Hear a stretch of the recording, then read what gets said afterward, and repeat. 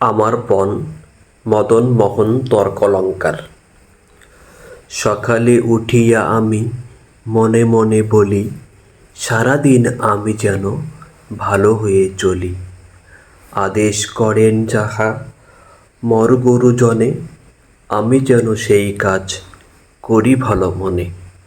ভাই বোন সকলেরে যেন ভালোবাসি, একসাথে থাকি যেন সবে মিলেমিশি। ভালো ছেলেদের সাথে মিশে করি খেলা, পাঠের সময় যেন নাহি করি হেলা।